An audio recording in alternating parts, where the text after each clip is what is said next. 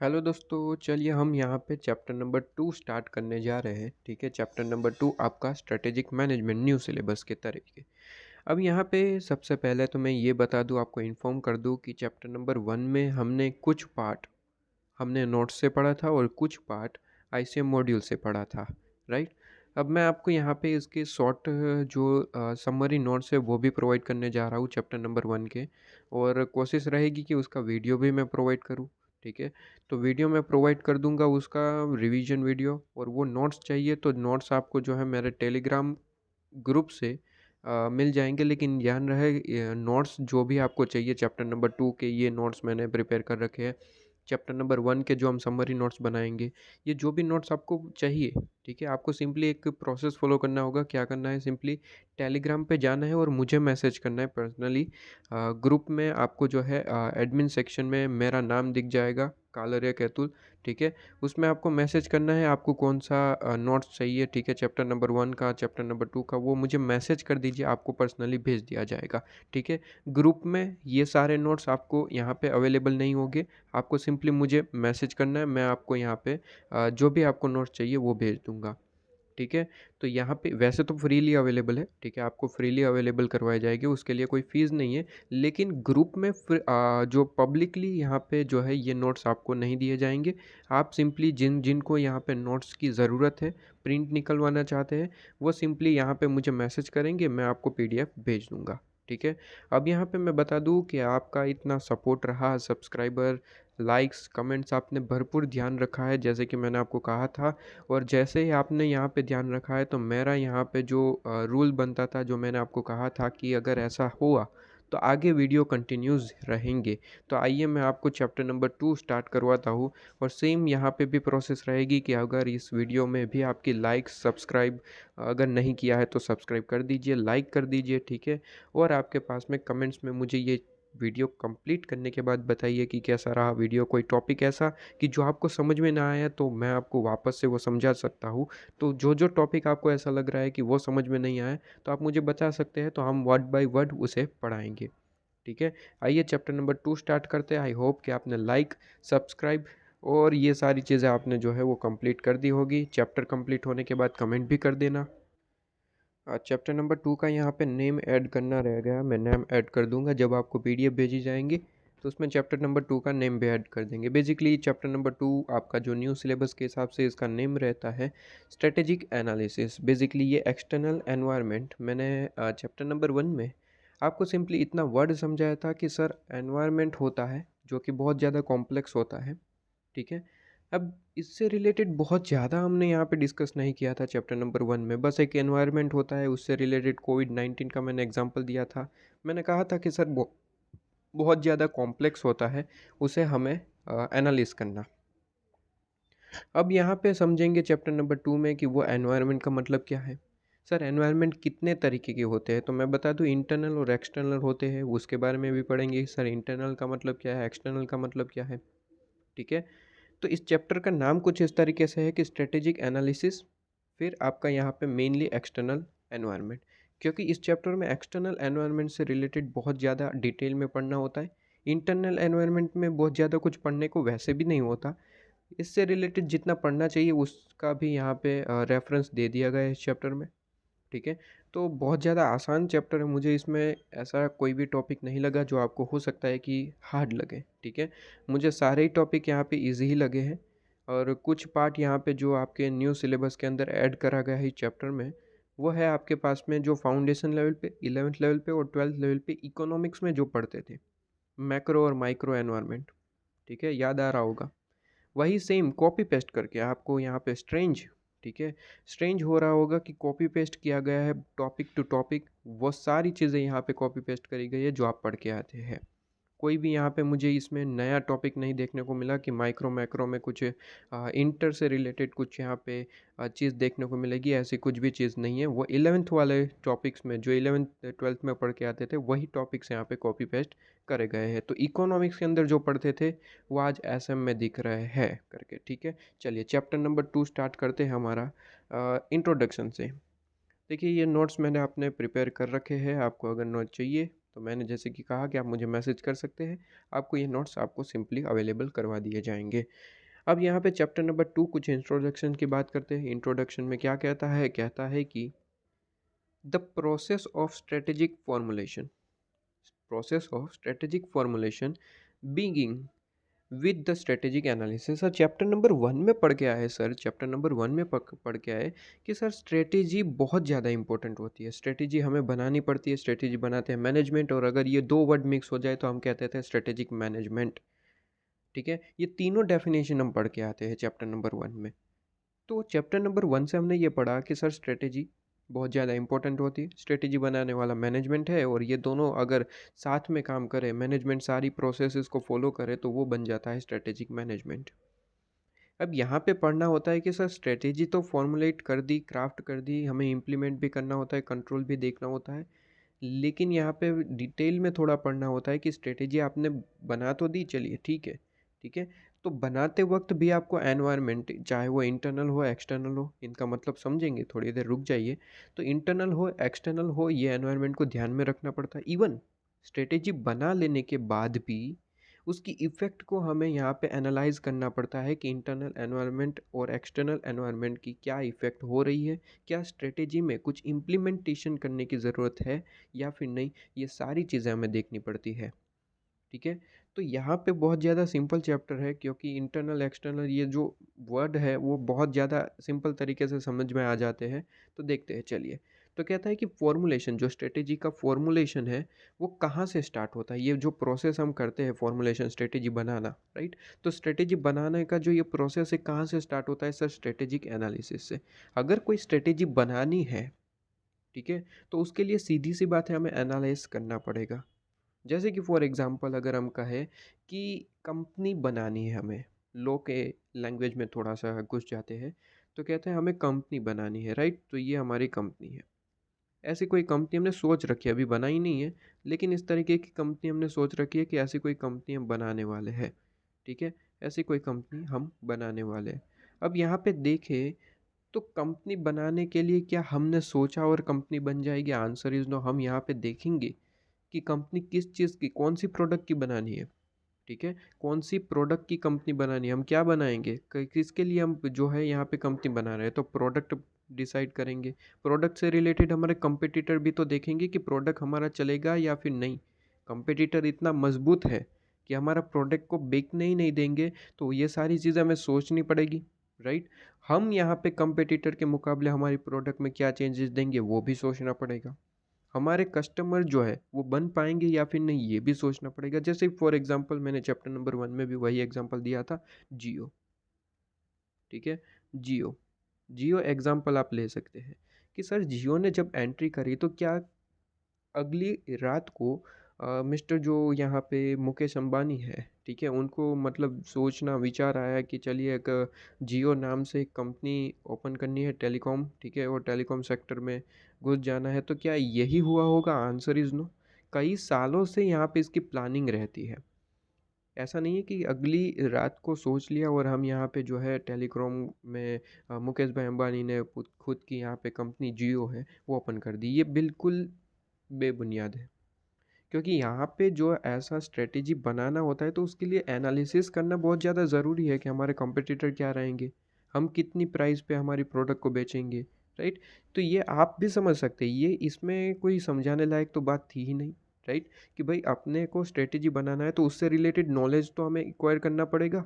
ठीक है, नॉलेज मतलब क्या? एनालिसिस करना पड़ेगा, सीधी सी बात है। अगर आप ITOC ट्रेनिंग कर रहे हैं तो उसमें अगर आपको कोई टॉपिक दिया जाता है कि आपको है कल आपको जो है इस पे प्रेजेंटेशन देना है, तो उस टॉपिक पे क्या डायरेक्ट प्रेजेंटेशन दे पाएंगे? Answer is no. उससे रिलेटेड हमें क्या करना पड़ेगा? नॉलेज एक्वायर करना पड़ेगा, एनालिसिस करना पड़ेगा। तो इन शॉर्ट मैं कहूँ स्ट्रेटेजी बनाना है तो उससे रिलेटेड नॉलेज मतलब कि यहाँ पे वर्ड क्या लिखेंगे सर? स्ट्रेटेजिक एनालिसिस तो करना ही पड़ेगा, ये तो पहली रिक्वायरमेंट है भाई। अगर इससे रिलेटेड नॉलेज ही नहीं है तो स्ट्रेटेजी कहाँ से बनाओगे? ठीक है, हाँ जी। इसके बाद कहता है कि its objective is to compile लिख सकते हैं, एक्वायर लिख सकते हैं, information about internal and external environment. आ गया word internal environment and external environment. इज एनालिसिस का मतलब क्या है सर? एनालिसिस का मतलब है कि हमारा जो एनवायरनमेंट है, चाहे वो इंटरनल हो, चाहे वो एक्सटर्नल हो, इससे रिलेटेड इन्फॉर्मेशन को एक्वायर करना, ठीक है? अचीव करना। तो यहाँ पे अब वर्ड समझते हैं कि सर इंटरनल एनवायरनमेंट और एक्सटर्नल एनवायरनमेंट का मतलब क्या होता है? देखिए, जैसा नाम है वैसा ही काम है। इंटरनल एनवायरनमेंट मतलब कि अंदर का एनवायरनमेंट, और एक्सटर्नल मतलब कि बाह्य, ठीक है? बाहर का एनवायरनमेंट।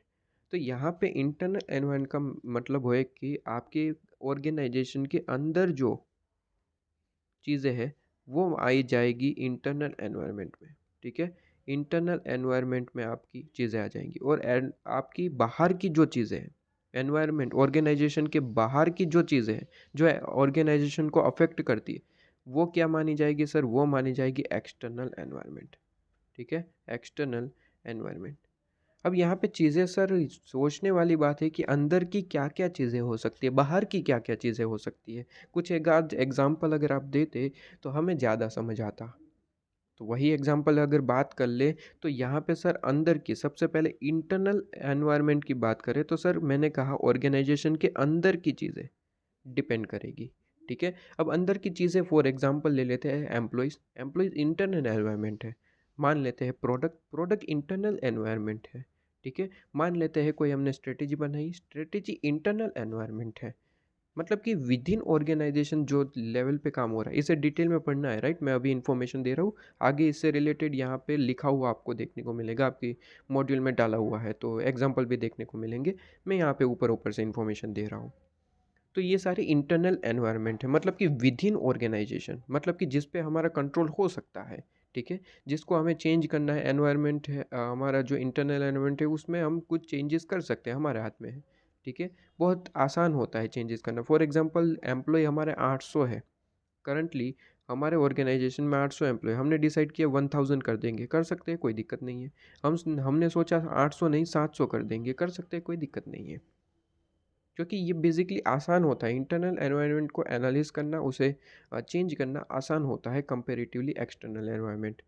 अब वहीं पे अगर एक्सटर्नल एनवायरनमेंट की मतलब समझे, तो सर एक्सटर्नल एनवायरनमेंट से रिलेटेड अगर दो एग्जांपल आप दे दे तो हम मतलब समझ जाएंगे। तो लीजिए, तो हम यहाँ पे एक्सटर्नल एनवायरनमेंट का मतलब समझते हैं। सर मैंने कहा एक्सटर्नल एनवायरनमेंट का मतलब है कि जो ऑर्गेनाइजेशन के बाहर की जो चीज़ है जो ऑर्गेनाइजेशन को अफेक्ट करती है, ठीक है? वो मैंने कहा सर वो क्या है सर? एक्सटर्नल एनवायरनमेंट, ठीक है? एक्सटर्नल एनवायरनमेंट है वो। सर यहाँ पे एग्जांपल दीजिए 2-3। तो देखिए 2-3 एग्जांपल देते हैं sir. Government policy, government policy external environment है। गवर्नमेंट पॉलिसी जब चेंज होती है तो हमारी ऑर्गेनाइजेशन को चेंजेस मिलता है। फॉर एग्जांपल, अगर मैं कहूँ कि हमारा कोई ऐसा ऑर्गेनाइजेशन है जिसमें हमें प्लास्टिक बैग की ज़रूरत पड़ती है पैकिंग वगैरह करने के लिए, प्लास्टिक बैग। अब फॉर एग्जांपल गवर्नमेंट की पॉलिसी चेंज हुई है और गवर्नमेंट ने कहा है कि आज से प्लास्टिक बैग का यूज़ जो है वो एकदम प्रोहिबिटेड हो चुका है। तो कहीं न कहीं हमारी ऑर्गेनाइजेशन को अफ़ेक्ट होगा या फिर नहीं? बिल्कुल अफ़ेक्ट होगा, क्योंकि हमारी प्लास्टिक बैग की ही तो यूज़ यहाँ पे मेन रहता है हमारे प्रोडक्ट को बनाने में वगैरह में, पैकिंग करने में वगैरह में, ठीक है? तो कहीं न कहीं हमें इससे रिलेटेड अब स्ट्रैटेजी में चेंजेस लाना पड़ेगा, इम्प्लीमेंटेशन करना पड़ेगा कि अब प्लास्टिक बैग के बदले हम क्या ले सकते हैं। क्यों सर? क्योंकि एक्सटर्नल एनवायरनमेंट में चेंजेस आ चुका है, फॉर एग्ज़ाम्पल गवर्नमेंट पॉलिसी, ठीक है? दूसरा एग्जाम्पल लीजिए सर। दूसरा एग्जाम्पल हम लेते हैं हमारे कंपेटिटर्स। सर कंपेटिटर्स ने कोई ऐसी प्रोडक्ट मार्केट में इंट्रोड्यूस कर दी जो कि हमारे कस्टमर वहाँ पे शिफ्ट होने के चांसेस सबसे ज़्यादा है। तो कहीं न कहीं हमारी ऑर्गेनाइजेशन को अफ़ेक्ट होगा। हमें क्या करना पड़ेगा सर? हमें ऐसी स्ट्रैटेजी को इम्प्लीमेंट करना पड़ेगा या फिर नई स्ट्रैटेजी ही बनानी पड़ेगी। अगर इम्प्लीमेंटेशन हो सकता है तो इम्प्लीमेंट करेंगे, अगर स्ट्रैटेजी इम्प्लीमेंट नहीं हो सकती, मतलब कि अब ये स्ट्रैटेजी काम की नहीं रही, तो नई स्ट्रैटेजी इंट्रोड्यूस करनी पड़ेगी, जिससे हम उस प्रोडक्ट जो कॉम्पिटिटर ने इंट्रोड्यूस करा है, उससे रिलेटेड हम कोई सब्स्टिट्यूट प्रोडक्ट या फिर कोई ऐसी सर्विस प्रोवाइड करना स्टार्ट कर दें, जिससे हमारे कस्टमर तो हमारे पास में ही रहे, दूसरे नए कस्टमर भी अट्रैक्ट हो। ये एक्सटर्नल एनवायरनमेंट है, ठीक है? तो इससे रिलेटेड हमें चीज़ें भी समझनी है, लेकिन मैंने आपको यहाँ पे ही आपको ये चीज़ दोनों बता दी है। बहुत ज़्यादा सिंपल रहा होगा आपको, मुझे नहीं लगता इसमें कोई भी स्टूडेंट को यहाँ पे डाउट होगा, ठीक है। चलिए आगे पढ़ते हैं। कहता है कि इंटरनल और एक्सटर्नल यहाँ पे एनवायरनमेंट होता है इन्फॉर्मेशन कलेक्ट करना, मतलब कि स्ट्रेटेजिक एनालिसिस क्या है सर? स्ट्रेटेजिक एनालिसिस और कुछ नहीं है। स्ट्रेटेजिक एनालिसिस है कि आपके पास में इंफॉर्मेशन कलेक्ट करना, आपके पास में कंपेल करना। कौन सी इंफॉर्मेशन सर? इंटरनल और एक्सटर्नल एनवायरनमेंट की। ठीक है। वहीं पे अगर मैं बता दूं कि एक्सटर्नल एनवायरनमेंट सबसे ज़्यादा कॉम्प्लिकेटेड रहता है, क्योंकि वो चेंजेस होगा वो हमें पहले से पता नहीं लगता। इवन चेंजेस होने के बाद भी उस पे हमें जो यहाँ पे अपना करेक्टिव एक्शन लेना होता है उसमें भी काफ़ी देर ही लगती है। जैसे कि कल दिन अगर गवर्नमेंट ने, वही एग्जांपल वो कंटिन्यू करता हूँ, कि गवर्नमेंट ने प्लास्टिक बैग का जो यूज़ है वो बैन कर दिया है, प्रोहिबिटेड कर दिया है, तो तुरंत करेक्टिव एक्शन कहाँ से लेंगे? हमें यहाँ पे सोचना पड़ेगा कि सर बैग के बदले, अब प्लास्टिक बैग तो बैन हो चुका है तो उसके बदले कौन सी प्रोडक्ट यूज़ करेंगे, इससे रिलेटेड क्या स्ट्रेटेजी रहेगी, इससे रिलेटेड टाइम चाहिए, तुरंत हम इसमें चेंजेस नहीं कर सकते। इसलिए एक्सटर्नल एनवायरनमेंट जो है वो सबसे ज़्यादा कॉम्प्लिकेटेड माना गया है। ठीक है। तो ये चीज़ आपके पास में है। आगे क्या कहता है यहाँ पे? आगे तो सिंपली मैंने जो कही वो यहाँ पे कवर हो जाता है। ठीक है। तो टोटल मैंने इंट्रोडक्शन पार्ट कंप्लीट किया है जो आपके आईसीएम मॉड्यूल का 2.1 पॉइंट है। मैंने यहाँ पे हर एक पॉइंट में आपको ये चीज़ प्रोवाइड कर रखी है जो आईसीएम मॉड्यूल का पॉइंट कवर करता है। ठीक है। इसी के साथ मैं यहाँ पे ही बता दूँ कि मैंने आपको यहाँ पे नोट्स से रिलेटेड एक पेज भी आपको प्रोवाइड कर दिया है, ताकि आप जब प्रिंट निकालवाए, ठीक है, तो उसमें ये नोट्स का पेज भी आपके साथ में ही अटैच रहे। ठीक है। ये नोट्स मैंने जगह जगह पे आपको प्रोवाइड किए, जैसे कि शॉर्ट नोट्स के लिए जगह, यहाँ पे भी जगह, मैंने आपको जगह जगह पे ये शॉर्ट नोट्स की जगह प्रोवाइड करी है। ये किस लिए प्रोवाइड करी है? क्या अच्छा लगे इसलिए? Answer is no. यहाँ पे ऐसे भी पॉइंट्स देखने को मिलेंगे, ऐसे वर्ड्स देखने को मिलेंगे जो आपको लगता है कि इसकी जगह मुझे ये याद रखना है, या फिर हो सकता है कि कोई आपने की पॉइंट बना है, या फिर मैं कहूँ कि सर ये point MCQ point of view से इंपॉर्टेंट है, जैसे कि मैंने ये मार्क करा है, ये एमसीक्यू से इंपॉर्टेंट है, ये पॉइंट से लेके यहाँ तक, ये एमसीक्यू पॉइंट के लिए बहुत ज़्यादा इंपॉर्टेंट है इतना पार्ट। तो आप यहाँ पे क्या करेंगे सर? ये पॉइंट को, ये सेंटेंस को आप शॉर्ट में या फिर पूरे का पूरा आप अपने तरीके से जैसे आपको याद रहता है, आप डायरेक्ट क्या क्या करेंगे, ये नोट्स का पेज ओपन करेंगे, यहाँ पे रेफरेंस लिखेंगे 2.1 का, सर 2.1 का। ठीक है। ये point MCQ point of view से इंपॉर्टेंट है, पूरे का पूरा सेंटेंस लिखेंगे, यहाँ पे लिखेंगे सर एमसीक्यू पॉइंट, कि हमने एमसीक्यू पॉइंट ऑफ व्यू से कहा था। ठीक है। यहाँ पे रेफरेंस लिखेंगे, यहाँ पे हेडिंग लिखेंगे सर एमसीक्यू है या फिर कोई इंपॉर्टेंट क्वेश्चन के हिसाब से, तो आप लिखेंगे sir MCQ point of view से सर ने कहा था, यहाँ पे हम वो पूरे का पूरा सेंटेंस लिखेंगे। राइट। ये चीज़ आपको रेफरेंस लिखना भूलना नहीं है कि कौन से टॉपिक का आप यहाँ पे एमसीक्यू पॉइंट ऑफ व्यू या फिर इंपॉर्टेंट क्वेश्चन के हिसाब से लिख रहे हैं। अब यहाँ पे पढ़ाते पढ़ाते मैं कह सकता हूँ कि सर यहाँ पे जो है इंपॉर्टेंट क्वेश्चन बन सकता है, तो आप क्या लिखेंगे सर? 2.2 का रेफरेंस लिखेंगे, question point of view, MCQ नहीं, क्वेश्चन पॉइंट ऑफ व्यू से ये पॉइंट आपका इंपॉर्टेंट है। अब आप, आपके ऊपर है कि इसे आप शॉर्ट में अपनी लैंग्वेज में याद करने के लिए लिखे या फिर यही कॉपी पेस्ट लिखे, ये आपके ऊपर है। राइट। कि आपको कैसे याद रहता है। अगर आप शॉर्ट में भी आप जो है कुछ लिखे और उससे आपको पूरा सेंटेंस याद आ रहा है तो शॉर्ट में लिख सकते हैं, वो आपके ऊपर है। तो मैंने नोट्स आपको जगह जगह पे प्रोवाइड कर रखे हैं। ठीक है। आप चाहेंगे तो आपको यहाँ पे 2-3 पेज और ऐड कर दूंगा। ठीक है। आपको जैसे लगता है आप मुझे कमेंट सेक्शन में बता सकते हैं, या फिर जब आप नोट्स मेरे से डिमांड करेंगे, मैसेज करेंगे, तो वहीं पे आप मुझे बता सकते हैं कि सर नोट्स के 2-3 पेज और ऐड कर देना उसमें, तो ताकि जब हम प्रिंट निकलवाएं तो उसी के साथ वो नोट्स आ जाए। और ऑलवेज ध्यान रखिए जब प्रिंट निकलवाए तो प्रिंट निकालने वाले को कहने का कि सर लास्ट में 2 पेज जो है वो एक्स्ट्रा जोड़ दे, ताकि कुछ लिखना हो तो वही पैम्पलेट में हमारा जो है लिखा हुआ रहे। ठीक है। अलग से पेज जॉइंट हमें ना करना पड़े। तो ये सारी चीज़ें आपके ऊपर है कि आपके, मैंने एडवाइस कर दी है। राइट। अच्छा, अब 2.2 पे आइए। ये इंट्रोडक्शन पार्ट हमने कंप्लीट किया। 2.2 पे आइए, स्ट्रेटेजिक एनालिसिस। अब यहीं से चैप्टर स्टार्ट होता है। ऊपर की जो इन्फॉर्मेशन थी वो तो इंट्रोडक्शन था कि क्या क्या चीज़ें हैं, और इंट्रोडक्शन में मैंने काफ़ी सारे पॉइंट भी कवर कर लिए, मेनली इंटरनल और एक्सटर्नल एनवायरनमेंट। ठीक है। वही चीज़ हमें आगे पढ़नी है, लेकिन यहीं पे मैंने कवर कर लिया है, तो वहाँ पे रीड करेंगे तो भी आपको ज़्यादा अंडरस्टैंडिंग मिलेगी। देखते हैं। चलिए, कहता है कि स्ट्रेटेजिक एनालिसिस, सबसे पहले तो मैंने आपको जो कहा वही चीज़ वहीं पे, जो यहाँ पे ऊपर मैंने कहा वही चीज़ यहाँ पे रिपीट हो रही है, कि स्ट्रेटेजिक फॉर्मुलेशन जो है is not a task in which manager can get by with intuition, opinion, instinct and creative thinking. यहाँ पे कहता है कि सर स्ट्रेटेजिक फॉर्मुलेशन कर लेना ये कोई टास्क कंप्लीट नहीं माना जाएगा कि मैनेजर की ओर से जो है यहाँ पे जो मैनेजर को क्या-क्या चीज़ें करनी पड़ती है। सर क्रिएटिव थिंकिंग रखनी पड़ती है कि स्ट्रैटेजी बनानी है भाई, तो थिंकिंग तो आपके पास में होगा, आपके पास में ओपिनियन होगा, आपके पास में नॉलेज होगा। ये सारी चीज़ें तो आपसे माँगता ही है, तभी तो आप मैनेजर बनाए गए। राइट। स्ट्रेटेजी बनाना कोई सिंपल बात तो है नहीं कि आपको लगा और स्ट्रेटेजी बना दी। इसके लिए तो बड़े बड़े नॉलेजेबल पर्सन को यहाँ पे अपॉइंट किया जाता है। तो मैं कहूँ यहाँ पे जो मैनेजमेंट होता है, मैनेजर, ठीक है, मैनेजमेंट पे जो मैनेजर्स होते हैं वो कोई एड़े गेड़े तो हो गए नहीं, ठीक है, नॉलेजेबल पर्सन हो गए जो स्ट्रेटेजी बनाते हैं, ठीक है। तो यहाँ पे कहता है कि सिर्फ फॉर्मुलेशन करना इज़ नॉट अ टास्क, मतलब कि यहाँ पे सिंपली फॉर्मुलेशन कर देना ये काम आपका कंप्लीट हो गया, ऐसा नहीं है। फॉर्मुलेशन के बाद उसका जो है यहाँ पे टाइम टू टाइम इम्प्लीमेंटेशन करना पड़ता है, कंट्रोल करना पड़ता है। इम्प्लीमेंटेशन कैसे सर? हमें टाइम टू टाइम यहाँ पे अपने इंटरनल और एक्सटर्नल एनवायरनमेंट पे ध्यान रखना पड़ेगा, ठीक है, और उससे रिलेटेड अगर कोई भी चेंजेस आता है तो हमें तुरंत एडॉप्ट करना पड़ेगा। याद करिए चैप्टर नंबर 1।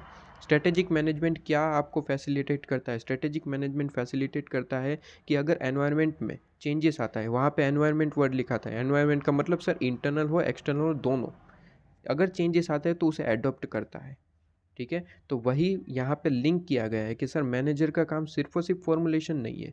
मैनेजर का काम जो है क्या है सर, वहाँ चैप्टर नंबर 1 में पढ़ा था कि फैसिलिटी प्रोवाइड करना। कौन सी सर? अगर चेंजेस भी आते हैं एनवायरनमेंट में तो उससे रिलेटेड हम उसे एडॉप्ट करेंगे, इम्प्लीमेंटेशन करेंगे अपनी स्ट्रेटेजी को, ठीक है। वही चीज़ है यहाँ पे। इसके बाद सेकंड पॉइंट यहाँ पे कहता है कि sir judgement about the strategies to pursue need to flow directly from analysis of firm's external environment and its internal resource and capability। क्या कहता है यहाँ पे कि वही चीज़ मैं कहूँ कि अगर आप जजमेंट लेते भी है तो आपके पास में क्या मांगता है सर, यहीं पे मैंने इंट्रोडक्शन में समझाया कि सर इन्फॉर्मेशन मांगता है, इंटरनल और एक्सटर्नल एनवायरनमेंट की कंप्लीट इन्फॉर्मेशन आपके पास में होना चाहिए, नॉलेज होना चाहिए आपके पास में। तो आप अगर जजमेंट ले भी रहे हैं, ठीक है, अगर स्ट्रेटेजी से रिलेटेड कोई भी जजमेंट ले भी रहे हैं तो आपके पास में यहाँ पे नीड है सर, यहाँ पे ज़रूरी है क्या चीज़? एनालिसिस करना sir, external environment even internal environment. Internal environment में मैंने एग्जांपल दिए, 2-3 एग्जांपल और जोड़ दीजिए सर, रिसोर्सेज आपके पास में, आपकी कैपेबिलिटी क्या है, कैपेसिटी क्या है, वो चीज़, ठीक है। तो एम्प्लॉय है आपका, इंटरनल है। कैपेबिलिटी क्या है सर? वो इंटरनल है सर। आपके रिसोर्सेज क्या है? इंटरनल है, राइट। तो इंटरनल एनवायरनमेंट और एक्सटर्नल एनवायरनमेंट, बात एक ही हो रही है। अगर आप इंट्रोडक्शन पार्ट पे जितना मैंने कहा उस पर फोकस कर रहे हैं, ठीक है, जो बात मैंने कही अगर उस पर फोकस कर रहे हैं तो ये सारे पॉइंट आपके लिए हो चुके हैं, ठीक है। सिंपली मुझे तो रीड करना है और 2-3 अगर पॉइंट नए हैं तो वो मुझे बताना है, बाकी सब कुछ कवर हो चुका है, राइट। इतना आसान सा चैप्टर है। थर्ड पॉइंट आपके पास में क्या कहता है सर? थर्ड पॉइंट आपके पास में कहता है कि जो स्ट्रेटेजिक एनालिसिस है आपका है, ठीक है, स्ट्रेटेजिक एनालिसिस है वो डिफरेंट डिफरेंट स्टेज के हिसाब से हो सकते हैं। अब सीधी सी बात है कि हमने कोई स्ट्रेटेजिक प्लानिंग कर रखी है, हमें एनालिसिस कर रहे हैं, हमें उसमें चेंजेस करने की ज़रूरत है या फिर न्यू प्लानिंग बनाने की ज़रूरत, कर सकते हैं, कोई दिक्कत नहीं, कोई भी स्टेज पे, राइट। आपको लगता है कि हमें प्लानिंग चेंज करने की ज़रूरत है, प्लानिंग में कुछ चेंजेस करने की ज़रूरत है, कर दीजिए, कोई दिक्कत नहीं है, ठीक है। यहाँ पे मेन चीज़ वही है कि एक्सटर्नल इंटरनल एनवायरनमेंट पे ध्यान रखा जाए, उससे रिलेटेड इम्प्लीमेंटेशन किया जाए, ठीक है। Strategic analysis is a component of business policy that has a methodical approach, make the right resource investment, and may assist business in achieving its goal or objectives। कहता है कि स्ट्रेटेजिक एनालिसिस एक component है, MCQ point of view से important बन जाता है आपके पास में कि सर यहाँ पे स्ट्रेटेजिक एनालिसिस एक कंपोनेंट है, किस चीज़ का सर? कंपोनेंट है आपके पास में बिजनेस प्लानिंग का, ठीक है। वो कौन सा अप्रोच लगता है? तो अप्रोच आपका रखता है यहाँ पे मेथोडोडिकल अप्रोच, ठीक है। तो ये एमसीक्यू पॉइंट ऑफ व्यू से इंपॉर्टेंट है। तो आप यहाँ पे क्या करेंगे सर? आप यहाँ पे चाहे तो नोट्स सेक्शन में जाए और वहीं पे आपने ये प्रिंट आउट निकलवा रखा होगा, राइट। अगर प्रिंट आउट नहीं निकलवा रखा तो सबसे पहले एक काम कर लीजिए, वीडियो को थोड़ी देर के लिए स्टॉप कर दीजिए, इसका प्रिंट आउट निकलवाने के बाद ही आप इस लेक्चर को कंप्लीट करिए, ठीक है। तो बहुत ज़्यादा सिंपल रहेगा कि मैं जो यहाँ पे मार्क करवा रहा हूँ वो आप अपनी नोट्स में भी मार्क करते रहेंगे, ठीक है। तो अगर ऐसा कुछ है कि अगर आपके पास में अभी नोट्स नहीं है तो रुक जाइए थोड़ी देर के लिए, ठीक है। आपके आसपास में जहाँ पे भी आप प्रिंट आउट निकलवा सकते हैं निकलवाइए, और प्रिंट आउट निकलवाने के बाद आप इसे कंटिन्यू करिए, ठीक है? वही बेहतर रहेगा मेरे ख्याल से, क्योंकि आपको यहाँ पे जो ऐसे पॉइंट लगेंगे आप सिंपली यहाँ पे नोट सेक्शन में उसे नोट डाउन करते जाएंगे, ठीक है? तो वो चीज़ मेरे ख्याल से ज़्यादा बेहतर रहेगी अगर आप चाहें तो। आगे कहता है कि यहाँ पे एमसीक्यू पॉइंट ऑफ व्यू से इसने मार्क कर लिया आपने, ठीक है? कहता है कि ये हेल्प करता है, स्ट्रेटेजिक एनालिसिस एक कंपोनेंट है बिजनेस प्लानिंग का। बिजनेस अगर प्लानिंग करना है तो एनालिसिस कंपलसरी है, ये फर्स्ट स्टेज आप कह सकते हैं, ठीक है? कि आपका ये कंपलसरी है, अगर आपके पास में एनालिसिस नहीं किया तो प्लानिंग किस चीज़ की बनाएंगे, ठीक है? प्लानिंग तो आपको यहाँ पे बनानी ही पड़ती है और प्लानिंग के लिए स्ट्रेटेजिक एनालिसिस करना ही पड़ता है, ठीक है? और यहाँ पे सीधी सी बात है कि ये प्लानिंग बेस्ड होती है कि आपके पास में इन्वेस्टमेंट रिसोर्स कितना है, ठीक है? इवन आपके बिजनेस को अल्टीमेटली आपके ऑब्जेक्टिव अचीव करने में हेल्प करता है, ठीक है? यहाँ पे मेन यही चीज़ होती है कि हमने जो ऑब्जेक्टिव है वो बिज़नेस को अचीव करना है, इसीलिए तो हम बिज़नेस प्लानिंग करते हैं और बिज़नेस प्लानिंग के लिए बिज़नेस एनालिसिस ज़रूरी है, ठीक है? तो बिज़नेस एनालिसिस है बिज़नेस प्लानिंग का एक कंपोनेंट है, अगर प्लानिंग करनी है तो एनालिसिस पे जाना पड़ेगा, ठीक है? तो एक कंपोनेंट है बिज़नेस प्लानिंग का, ओके? तो ये एमसीक्यू पॉइंट ऑफ व्यू से इंपॉर्टेंट बन सकता है। इसके बाद कहता है कि स्ट्रेटेजिक एनालिसिस आपको फोर्स करता है या फिर हेल्प करता है किस चीज़ के, ये सोचने के लिए, थिंक अबाउट, वर्ड क्या लिखा है सर, थिंक अबाउट, सोचने के लिए, अबाउट किसके बारे में सर, राइवल्स, हमारे जो कंपटीटर आप एक तरीके से कह सकते हैं, तो उनके बारे में, इवन इनकी जो स्ट्रेंथ है उसको इवेल्युएट करने के बारे में आपको जो है यहाँ पे थिंकिंग प्रोवाइड करता है स्ट्रेटेजिक एनालिसिस। यहाँ पे कहता है कि टू इम्पोर्टेंट सिचुएशन, वैसे तो काफ़ी सारी सिचुएशन हो सकती है जो आपको सोचनी पड़ती है स्ट्रेटेजिक एनालिसिस में, मतलब कि स्ट्रेटेजिक एनालिसिस हेल्प करता है कि ये सारी चीज़ें आप सोचिए, ठीक है? लेकिन कहता है कि दो ऐसी बहुत ज़्यादा इम्पोर्टेंट सिचुएशन है जो तो आपको यहाँ पे देखने को मिलेंगी ही मिलेंगी, बाकी और भी हो सकती है, लेकिन टू इम्पोर्टेंट सिचुएशन जो को आपको यहाँ पे देखने को मिलेगी ही मिलेगी, जिसके बारे में आपको सोचना ही रहता है स्ट्रेटेजिक एनालिसिस में। सबसे पहले ही यहाँ पे इम्पोर्टेंट सिचुएशन कहता है कि यहाँ पे industry and competitive condition, already मैं कह चुका हूँ कि जिस इंडस्ट्री में हम वर्क कर रहे हैं एज अ पार्ट, ठीक है, जिस प्रोडक्ट की बात करें उस प्रोडक्ट की इंडस्ट्री होगी पूरी की पूरी। फॉर एग्जांपल शॉप की यहाँ पे एक अपनी कंपनी है, तो अपनी शॉप के लिए पूरी की पूरी इंडस्ट्री है, यहाँ पे काफ़ी सारे शॉप्स हैं मार्केट में, ठीक है? नाम क्या कह सकते हैं, डव है, लक्स है, ठीक है? ये डव है, लक्स अल्टीमेटली जो है एक ही हिंदुस्तान यूनिलीवर ही चलाता है, लेकिन अल्टीमेटली ये कॉम्पिटिटिव तो बन ही रहे, राइट? अपने अपने अंदर ही अंदर कंपटीशन करवा रहे हैं। इसके बाद काफ़ी सारे शॉप हैं, शॉप के नाम भी अभी याद नहीं आ रहा है, ठीक है ना? वो क्या बोलते हैं, कुछ निरमा करके है, ठीक है ना? इसके बाद वो अपना कौन ग्लोसरीन वगैरह कुछ यहाँ पे यूज़ करते हैं, वो क्या नाम था उसका यहाँ पे, खैर जो भी नाम हो हमें याद नहीं आ रहा है, लेकिन हम यहाँ पे मैं एग्जांपल दे रहा हूँ कि सर सॉप तो सॉप की पूरी इंडस्ट्री है, साबुन, ठीक है?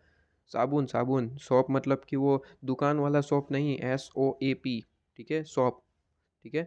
तो वो साबुन की जो पूरी की पूरी इंडस्ट्री है, तो उसके बारे में हम अगर यहाँ पे इसका शॉप का अगर पार्ट है, हम यहाँ पे पूरी की पूरी इंडस्ट्री का पार्ट है, तो हमें यहाँ पे सोचना पड़ता है कि अपने कॉम्पिटिटर्स क्या कर रहे हैं, इंडस्ट्री में क्या क्या चेंजेस हो रहे हैं, ठीक है? और सेकेंड इंपॉर्टेंट यहाँ पे सिचुएशन कहता है कि ऑर्गेनाइजेशन की ओन कैपेबिलिटी कितनी है, खुद का कितना कैपेसिटी है, हम कितना प्रोडक्शन कर सकते हैं मुकाबले हमारा जो कॉम्पिटिटर कर रहा है, ठीक है? हमारे पास में रिसोर्सेज कितने अवेलेबल है, क्या पूरे के पूरे रिसोर्सेज अवेलेबल है सर? रिसोर्सेज में याद करवाएंगे क्या क्या हो सकता है। चैप्टर नंबर 1 M3T, ऐसा शॉर्ट फॉर्म भी मैंने लिख रखा है, याद करवाइए सर क्या चीज़ हो सकती है, या फिर M4 भी याद तक कर सकते हैं, ठीक है? तो M4 याद रख सकते हैं या फिर M3T याद रख सकते हैं।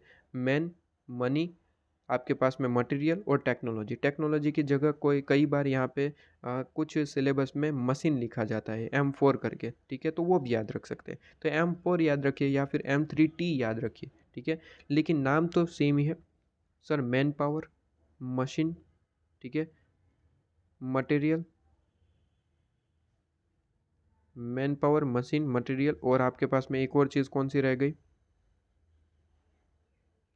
ये आपके पास में यहाँ पे लिख देता हूँ, मनी, ठीक है? तो ये चार चीज़ें। अब यहाँ पे जो मशीन लिखते हैं उसकी जगह कई बार टेक्नोलॉजी लिखा जाता है, ठीक है? तो आप कोई भी वर्ड यूज़ कर सकते हैं, या तो M4 याद रखिए, M4, या फिर आप याद रखिए M3T, ठीक है? हमारे सिलेबस के हिसाब से M3T है, तो आप उस तरीके से भी याद रख सकते हैं, या फिर M4 भी लिखिए, कोई गलत नहीं है, दोनों एक ही चीज़ है, राइट। तो इसकी चीज़ भी हमें देखनी पड़ती है, अपनी इंटरनल स्ट्रेंथ क्या है, अपने वीकनेस क्या है, अपने मार्केट पोजीशन को कितने लेवल पे हमें आगे कितना बढ़ना है, ये सारी चीज़ें, ठीक है। अब यहीं पे अगर बात निकली है स्ट्रेंथ और वीकनेस की, तो यहीं पे मैं बता दूं कि सर एक्सटर्नल एनवायरनमेंट के बारे में, सर एक्सटर्नल एनवायरनमेंट के बारे में मैंने एग्जांपल तो दिए, लेकिन एक्सटर्नल एनवायरनमेंट को आप अगर डिटेल में पढ़ना चाहते हैं, ठीक है, एक्सटर्नल एनवायरनमेंट, तो एक्सटर्नल एनवायरनमेंट को आपको डिटेल में पढ़ने को मिलता है एक टॉपिक के अंदर। टॉपिक का नाम है स्वॉट एनालिसिस, SWOT, जो कि इस चैप्टर में पहले हुआ करता था। पहले ये पॉइंट इसी चैप्टर में, चैप्टर नंबर 2 में ओल्ड सिलेबस के हिसाब से हुआ करता था, लेकिन इसे शिफ्ट कर दिया गया है चैप्टर नंबर 3 और 4 में, ठीक है। कहीं ना कहीं है 3 में या फिर 4 में है, मतलब कि इसे कैंसिल तो नहीं कर सकते, डिलीट नहीं कर सकते, क्योंकि इंपॉर्टेंट पॉइंट है, ठीक है। एक्सटर्नल एनवायरनमेंट को समझना है तो इसके लिए होता है स्वॉट एनालिसिस मेनली, ठीक है। अगर ये चीज़ समझते हैं तभी आपको एक्सटर्नल एनवायरनमेंट के बारे में अच्छे से आपको नॉलेज होता है, ठीक है। तो स्वॉट एनालिसिस आपके नंबर चैप्टर नंबर 3 में आई थिंक है, या फिर 4 में आपको मिल जाएगा, तो वो हम पढ़ेंगे। लेकिन यहाँ पे वर्ड निकला है तो मैं इसका बारे में बता दूं कि सर यहाँ पे स्वॉट एनालिसिस और कुछ नहीं है। स्वॉट एनालिसिस कहता है कि एस का यहाँ पे आप जो है एनालिसिस करिए, डब्ल्यू का एनालिसिस करिए, ओ का एनालिसिस करिए और टी का एनालिसिस करिए, बस यही है आपका स्वॉट एनालिसिस। अब सर आप यहाँ पे कह रहे हैं कि एस का एनालिसिस करिए, डब्ल्यू का एनालिसिस करिए, ओ का एनालिसिस करिए, टी का एनालिसिस करिए, मतलब इसका फुल फॉर्म तो बताइए। तो आराम से सुनिए। एस का मतलब होता है स्ट्रेंथ, कंपनी की जो भी स्ट्रेंथ है, हमारी ताकत कितनी है, ठीक है। उसी ताकत के बारे में हमें सोचना पड़ता है कि इस ताकत को मैक्सिमम तरीके से हम कैसे यूज़ करें, ताकि हमारी इंडस्ट्री जो पूरी की पूरी है उसमें हम सबसे ज़्यादा एडवांटेज हम ले सकें। डब्ल्यू से मेरा मतलब है वीकनेस, कि हमारी वीकनेस क्या है, कंपटीटर की वीकनेस क्या है, इसके बारे में एनालिसिस करिए, और वीकनेस को कैसे हम छिपा सके या फिर कम से कम कर सकते हैं, ऐसे करेक्टिव एक्शन लेंगे, ये चीज़ हमें सोचनी पड़ती है। ओ से मेरा मतलब है अपॉर्चुनिटी, कि हमारे इंडस्ट्री में ऐसी कौन सी अपॉर्चुनिटी है जिसे हमें यहाँ पे तुरंत यहाँ पे अचीव करना चाहिए, क्रैप करने लेना चाहिए। फॉर एग्जांपल ऐसे कोई यहाँ पे प्रोडक्ट है जो कस्टमर को चाहिए लेकिन अभी तक मार्केट में नहीं इंट्रोड्यूस हुई, ठीक है। कस्टमर की रिक्वायरमेंट कुछ इस तरीके से है, हमने यहाँ पे एनालिसिस किया है कि कस्टमर को कुछ यहाँ पे, मान लेते हैं शॉप की बात करते हैं, तो फॉर एग्जांपल मेरे वो, ठीक है। फॉर एग्जांपल शॉप यहाँ पे इस तरीके का आप जो है यहाँ पे इंट्रोड्यूस करते हैं, शॉप यहाँ पे है, मार्केट में चल रहा है, लेकिन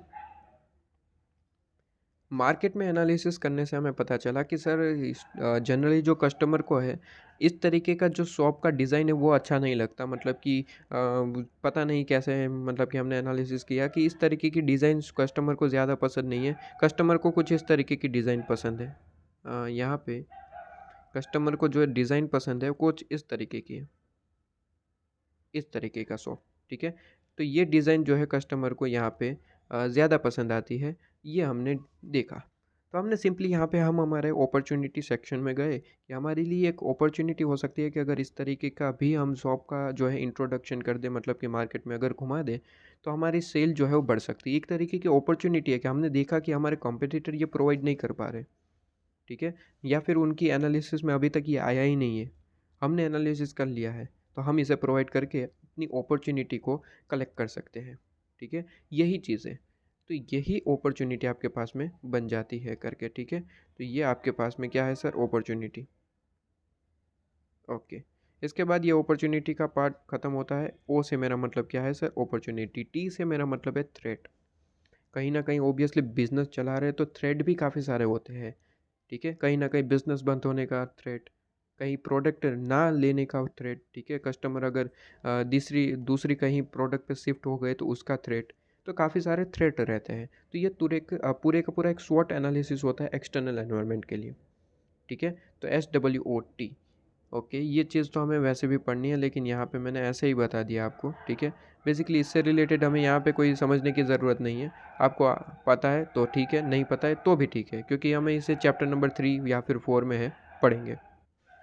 तो सर मैंने कहा कि दो तरीके के पॉइंट आपको ध्यान में रखने हैं। इंपॉर्टेंट सिचुएशन है, एग्जाम में कहीं पे भी क्वेश्चन में पूछा जा सकता है कि सर वैसे तो हमें यहाँ पे स्ट्रेटेजिक एनालिसिस करने के लिए काफ़ी सारे इंपॉर्टेंट पॉइंट पे ध्यान रखना पड़ता है, लेकिन ऐसे दो इंपॉर्टेंट पॉइंट बताइए कि जहाँ पे हमें कंपलसरी ध्यान रखना ही रखना पड़ता है। तो यहाँ पे 2 इम्पोर्टेंट पॉइंट आपके ये रहे।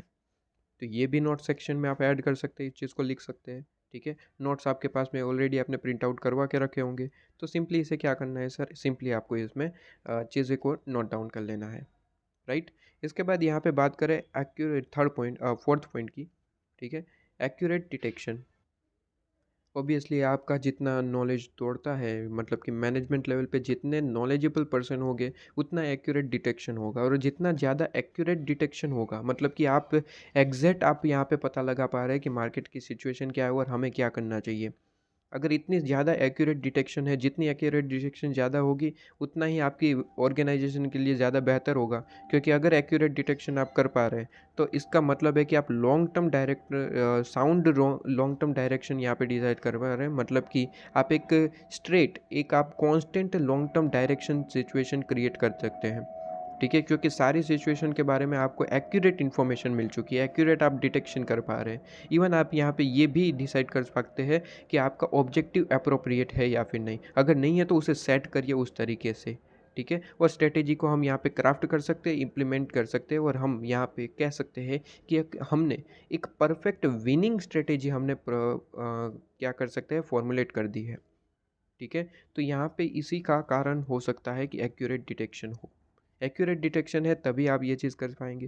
तो ये भी आप एक पॉइंट आप जो है नोट कर सकते हैं कि बेसिकली ये तो सारे ही पॉइंट इंपॉर्टेंट है, लेकिन इसको आप सिंपली यहाँ पे मार्क कर सकते हैं। ये मैं नहीं कह रहा हूँ कि यहाँ पे एमसीक्यू पॉइंट ऑफ व्यू से बहुत ज़्यादा इंपॉर्टेंट है, लेकिन इसे पढ़ लेना चाहिए, ठीक है। तो इसे नोट डाउन करने की ज़रूरत नहीं है अपने नोट सेक्शन में। नोट सेक्शन में मैंने जो कहा वो आप नोट डाउन करेंगे, ये आप अच्छे से यहाँ पे हाईलाइट कर देंगे कि एक्यूरेट डिटेक्शन, ठीक है। ये हाईलाइट कर देंगे बस। इसके बाद यहाँ पे कहता है कि strategic analysis is a continuous process. ये इंपॉर्टेंट पॉइंट आ गया, ये एमसीक्यू पॉइंट ऑफ व्यू से इंपॉर्टेंट, ठीक है। कि स्ट्रेटेजिक एनालिसिस क्या है सर, एक कंटिन्यूस प्रोसेस है, कांस्टेंट प्रोसेस या फिर रुक जाने वाली एंडिंग प्रोसेस नहीं है, कॉन्टीन्यूस प्रोसेस है। मतलब कि मैंने कहा सर, एनवायरनमेंट में किसी भी दिन कभी भी चेंज हो सकता है, और उसको चेंज को हम कंटिन्यूसली अगर एनालिसिस करेंगे तो ही हम यहाँ पे अपनी स्ट्रेटेजी को इम्प्लीमेंट कर पाएंगे और ऑर्गेनाइजेशन को आगे बढ़ा पाएंगे। तो कहीं ना कहीं एक्सटर्नल एनवायरनमेंट या इंटरनल एनवायरनमेंट पे कंटिन्यूसली हमें एनालिसिस करना पड़ता है। इसलिए यहाँ पे कहा गया है कि स्ट्रेटेजिक एनालिसिस जो है वो कंटिन्यूस प्रोसेस है, ठीक है। कहीं पे भी इसकी लिमिट नहीं आती। आपका जितना ऑर्गेनाइजेशन जब तक चलेगा, एनालिसिस उतनी ही तब तक चलेगा, ठीक है। तो विदाउट लिमिटेशन, कोई लिमिटेशन के बिना कंटिन्यूसली चलती रहेगी। ऐसा नहीं है कि एक बार एनालिसिस कर दिया काम खत्म, क्योंकि ऐसा इसलिए नहीं है क्योंकि एनवायरनमेंट में कभी भी चेंजेस होते ही रहते हैं, क्योंकि एनवायरनमेंट एक कॉम्प्लेक्स चीज़ है, ठीक है। इसलिए यहाँ पे कंटिन्यूस प्रोसेस माना गया है। सर यहाँ पे टू मेजर आपके पास में लिमिटेशन है स्ट्रेटेजिक एनालिसिस की, ठीक है। ये यहाँ पे विदाउट लिमिटेशन का मतलब ये मत समझना कि सर स्ट्रेटेजिक एनालिसिस की कोई लिमिटेशन नहीं है। इस वर्ड का मतलब समझिए, इस वर्ड का मतलब है कि स्ट्रेटेजिक एनालिसिस कंटिन्यूस प्रोसेस है, कहीं पे रुकती नहीं है, इसका मतलब ये है। अब आगे ये कह रहा है कि सर यहाँ पे लिमिटेशन की बात कर रहे हैं, मतलब कि स्ट्रेटेजिक एनालिसिस में कुछ यहाँ पे रुकावट आती है, ठीक है। लेकिन स्ट्रेटेजिक एनालिसिस तो कंटिन्यूसली हमें करना ही पड़ता है, बस इसकी लिमिटेशन को कुछ ध्यान में रखना पड़ता है कि दो लिमिटेशन मेजर है।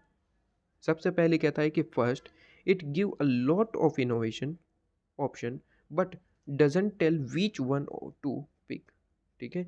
सीधी सी बात है कि अगर एनालिसिस करते हैं तो हमें ये पता चलता है, फॉर एग्जांपल वही हम यहाँ पे एग्जांपल कंटिन्यू करता हूँ कि हम कुछ शॉप इस तरीके का बना रहे हैं, ठीक है। शॉप जो हम बना रहे हैं, अच्छा ये कुछ और ही डिज़ाइन बन चुकी, सही से डिज़ाइन बनाते हैं।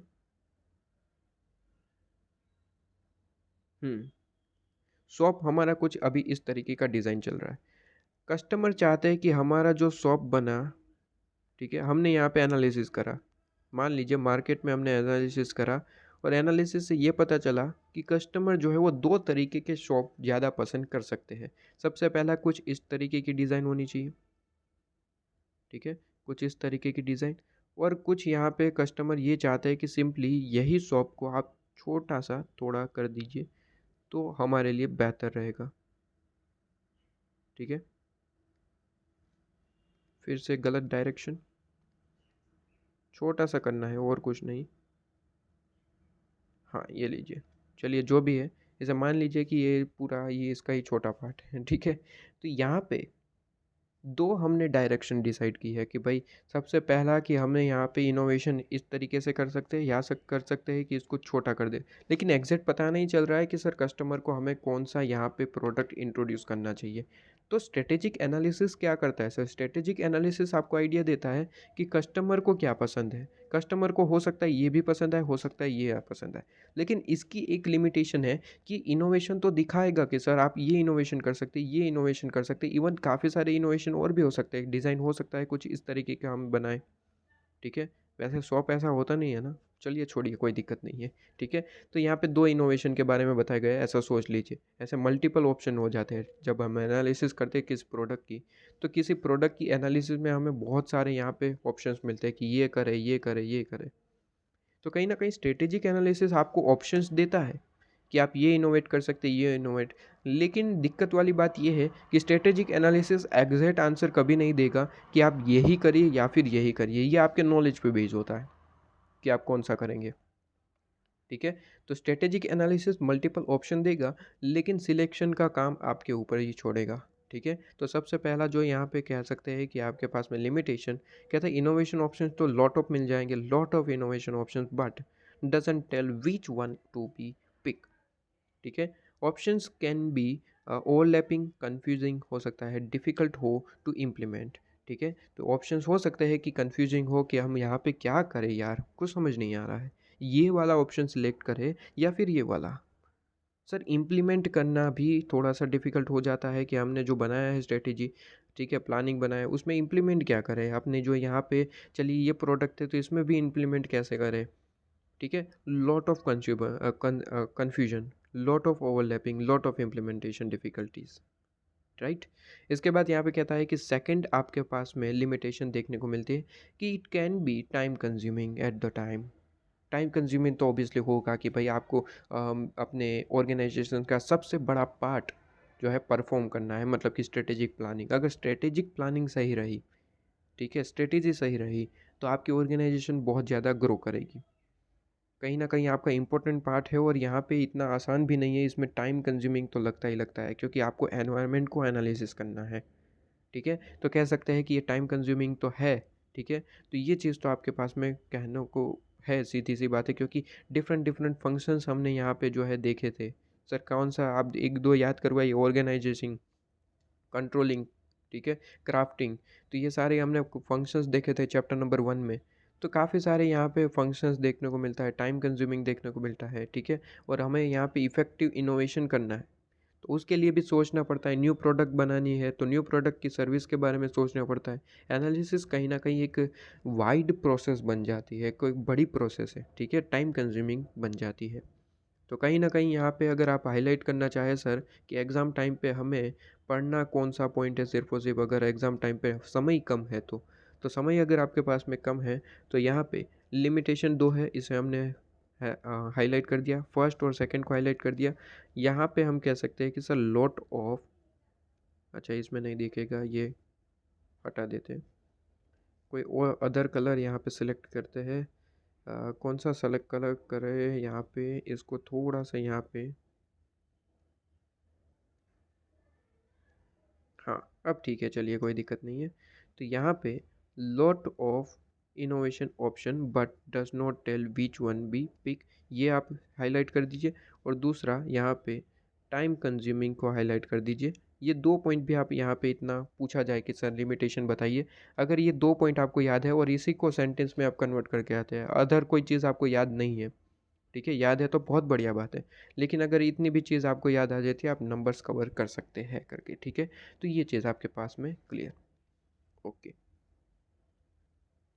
इसके बाद आप नेक्स्ट पॉइंट पे आ जाएंगे। ये पॉइंट खत्म हो जाता है आपका स्ट्रेटेजिक एनालिसिस से रिलेटेड, राइट। स्ट्रेटेजिक एनालिसिस से रिलेटेड 2.2 आपके आईसीएम मॉड्यूल का टॉपिक है, वो कंप्लीट होता है। अब आ जाइए 2.2.1 पे, ठीक है। Issue two, issues to consider strategic analysis. Strategic analysis को कंसीडर करने के लिए कुछ इश्यूज आते हैं, ठीक है।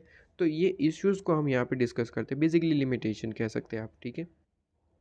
लेकिन अगर क्वेश्चन में कहा गया है कि sir major issues, major limitations बताइए, तो आप यहाँ पे लिख के आएंगे। और पूछा गया कि सर इश्यूज़ कौन-कौन से हैं, तो आप ये लिख के आएँगे, ठीक है? तो इसमें कन्फ्यूजन वाली कोई बात नहीं, इश्यूज़ अगर पूछा है तो यही आपका आंसर है, ठीक है? Issues to be consider for strategic analysis, तो आपके पास में ये आपके इश्यूज़ आ जाते हैं। सबसे पहला इश्यूज़ है कि सर टाइम कंज्यूमिंग है, यहाँ पे सीधी-सी बात है कि हमें जो स्ट्रैटेजी को इवैल्यूएट करना पड़ता है टाइम टू टाइम। क्योंकि कहीं न कहीं हमारे एनवायरनमेंट में चेंजेस होता है, तो उसके लिए हिसाब से स्ट्रैटेजी को हमें इम्प्लीमेंट करना पड़ता है, या फिर इम्प्लीमेंट नहीं हो सकता तो उसे डायरेक्टली न्यूली इंट्रोड्यूस करना पड़ता है, न्यूली आपको जो है उसका फॉर्मुलेशन करना पड़ता है, ठीक है?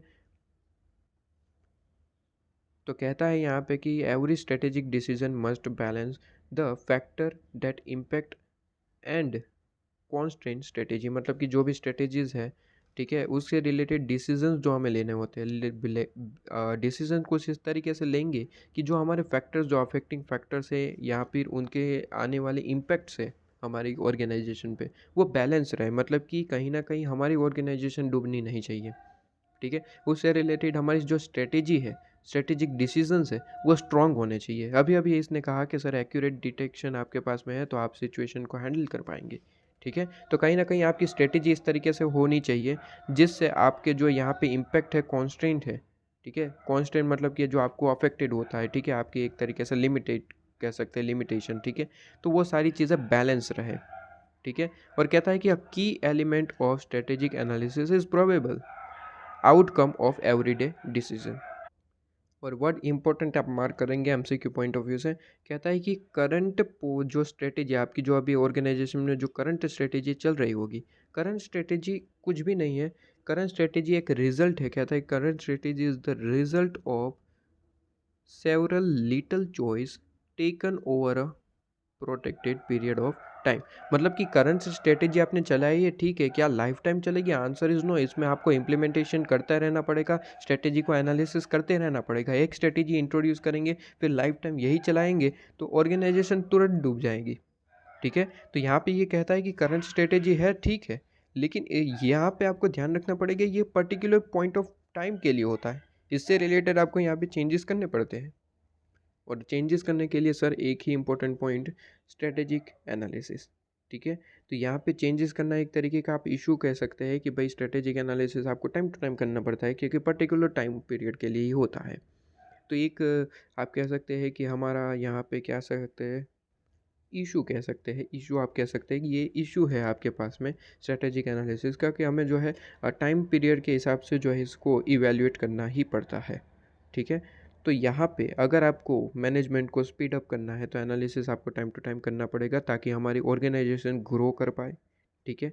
तो ये चीज़ इंपॉर्टेंट बन जाती है।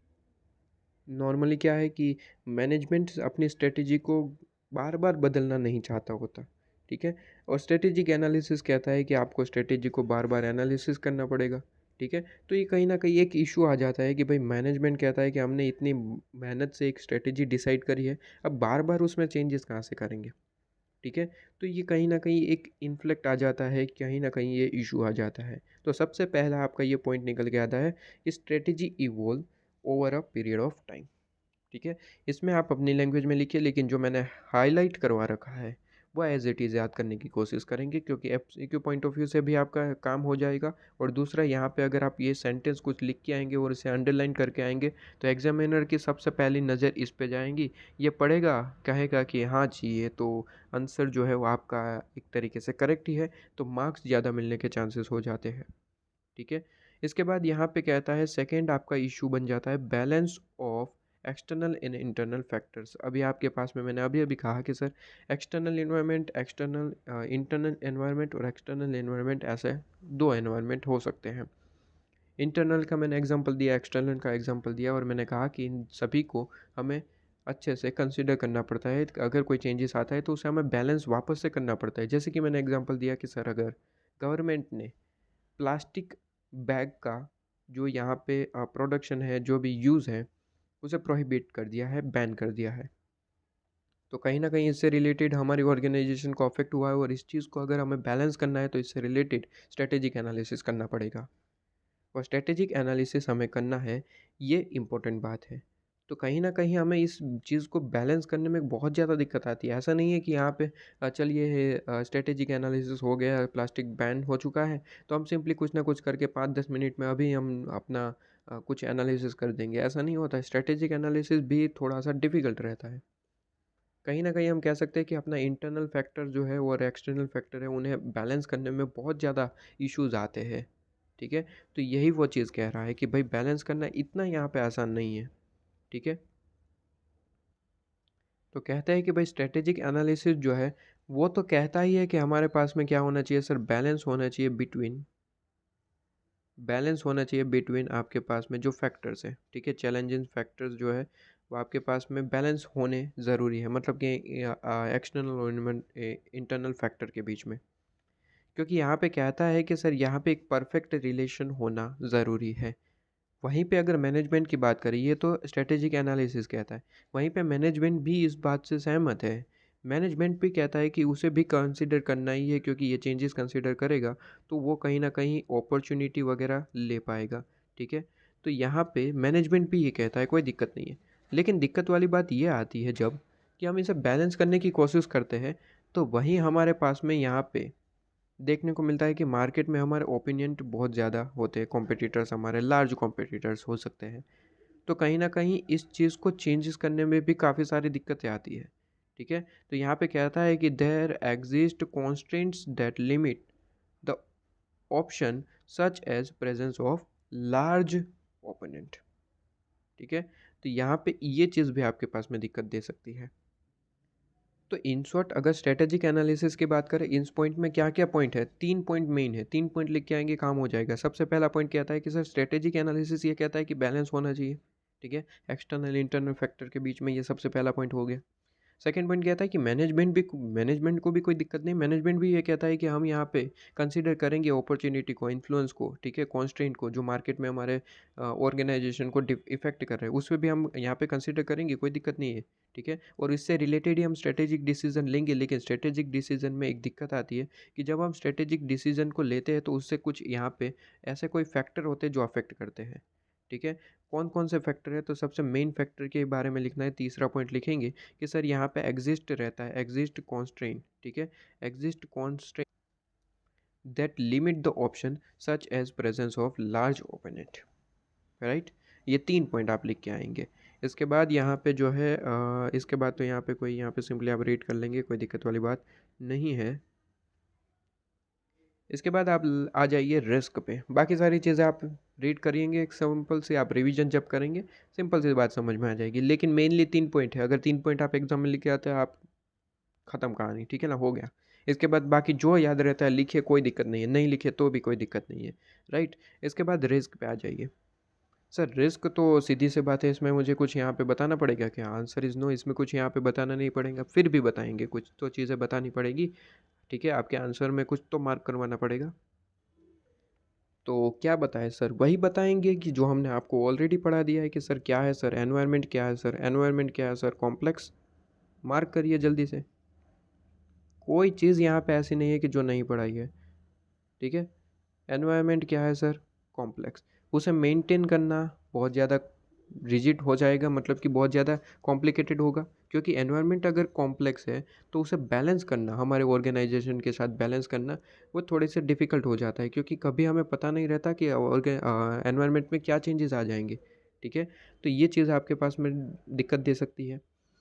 तो यहाँ पे क्या करता है कि सर यहाँ पे मानते हैं, स्ट्रेटेजिक एनालिसिस कहता है कि आपके पास में बैलेंस जो है करना वो ज़्यादा इंपॉर्टेंट है। सबसे पहला पॉइंट आप ये लिखेंगे कि बैलेंस करना इंपॉर्टेंट है, मानते हैं। लेकिन दिक्कत वाली बात ये आती है कि सर एनवायरनमेंट जिसको हम आप कह रहे हैं कि बैलेंस करना है, किस चीज़ को सर? एक्सटर्नल इंटरनल, ठीक है, बैलेंस करना है जी, ये भी एक तरीके का रिस्क ही है भाई, क्योंकि एनवायरनमेंट जो है वो तो एक कॉम्प्लेक्स है, और इसको एनालिसिस करके हमारे जो चीज़ों को बैलेंस करना थोड़ा सा डिफ़िकल्ट हो सकता है, रिस्क हो सकता है, क्योंकि हमने जो चेंजेस करे हो सकता है हमारे चेंजेस काम आ जाए, हो सकता है हमारे चेंजेस ना काम आए, ठीक है? तो ऐसी चीज़ें आपको देखने को मिलती है। तो कॉम्पिटिटिव मार्केट्स है, लिबरलाइज़ेशन है, ग्लोबलाइज़ेशन है, ये वही वर्ड है जो आप 11th-12 में पढ़ के आते हैं, ठीक है? लेकिन फिर भी इससे रिलेटेड हमें यहाँ पे पढ़ने को मिलेगा ग्लोबलाइज़ेशन से रिलेटेड, बस इसको चेंज कर दिया है इसका नाम, तो मैं आपको बताऊँगा, कोई दिक्कत नहीं है। रिसेशन का मतलब आप समझते हैं, बूम का मतलब समझते हैं, राइट? ये क्या कहते हैं, मंदी है, तेजी है, वही वर्ड है, राइट? ये आप पढ़ के आते हैं, वैसे भी इसको डिटेल में पढ़ने की वैसे यहाँ पे ज़रूरत नहीं है। जितना आपके सिलेबस में है उतना ही आपको पढ़ने की ज़रूरत होती है। लेकिन अगर कोई वर्ड आपको जो ऐसा लगता है कि मुझे समझ नहीं आया, तो सिंपली आप गूगल पे जाएंगे, उस वर्ड को लिखेंगे, मल्टीपल इसके सिनोनिम्स आ जाएंगे और आपको वो वर्ड समझ आ जाएगा, ठीक है? तो कुछ कुछ वर्ड तो जो मैं यहाँ पे बता के ही चल रहा हूँ, लेकिन मुझे कई बार ऐसा लगता है कि 11-12 का वर्ड है, तो कई बार आपको समझ आ जाएगा। इस तरीके से सोच के मैं यहाँ पे आगे बढ़ता हूँ। तो कुछ ऐसे वर्ड है जो आपको फिर भी नहीं समझ में आए, तो आप गूगल कर सकते हैं। और ऐसा कोई सेंटेंस है, ऐसा कोई यहाँ पे टॉपिक है नहीं समझ आया, तो आप जो है कमेंट कर सकते हैं, ठीक है? जिस पे आपको सेपरेट वीडियो प्रोवाइड कर दिया जाएगा, कोई दिक्कत वाली बात नहीं है, राइट? चलिए, MCQ point, an important aspect, MCQ point of view से important of strategic analysis is to identify potential imbalance of risk and assess their consequence। कहता है कि स्ट्रेटेजिक एनालिसिस का वैसे काम यही है कि भाई अपने रिस्क जो है वो हमें आइडेंटिफाई करना है, कि जो ऐसे रिस्क है जो हमसे बैलेंस नहीं हो पाए, इसे आइडेंटिफाई करना है। लेकिन रिस्क जो है एक अपने आप में बहुत बड़ा वर्ड है, ठीक है? कहीं ना कहीं ये रिस्क जो है रहते ही है, ठीक है? तो एनालिसिस का यहाँ पे एनालिसिस, जो स्ट्रेटेजिक एनालिसिस हेल्प करता है कि आपके पास में ये रिस्क है जो रह गए हैं, ये इम्बैलेंस है आपके पास में, लेकिन इसे बैलेंस करना भी कहीं ना कहीं क्यों डिफ़िकल्ट है, क्योंकि आपके पास में एनवायरनमेंट जो है वो कॉम्प्लेक्स है, ठीक है? तो यहाँ पे कहता है कि सर रिस्क के बारे में आपको यहाँ पे कुछ नीचे इन्फॉर्मेशन दे रखी है, ब्रॉड क्लासिफिकेशन दे रखा है जो कंसिडर किया जाता है आपके स्ट्रेटेजिक एनालिसिस में। स्ट्रेटेजिक एनालिसिस में इसको कंसिडर किया जाता है, स्ट्रेटेजिक एनालिसिस ही है ये बेसिकली। आप कहे तो कहता है कि स्ट्रेटेजिक रिस्क जो है वो दो तरीके के हो सकते हैं, एक्सटर्नली और इंटरनली। ऑब्वियसली एनवायरनमेंट अगर आपके दोनों है तो दोनों में रिस्क रहेंगे, इंटरनली और एक्सटर्नली। बस फ़र्क ये रहता है कि इंटरनल रिस्क वगैरह है तो हम उसे कहीं ना कहीं बैलेंस करने के लिए ज़्यादा हम मेहनत कर सकते हैं, ठीक है? क्योंकि इंटरनल जो है वो अपनी विदिन ऑर्गेनाइजेशन होता है, उससे रिलेटेड इन्फॉर्मेशन होती है हमारे पास, लेकिन एक्सटर्नल में थोड़ी सी दिक्कत दे सकता है, ठीक है?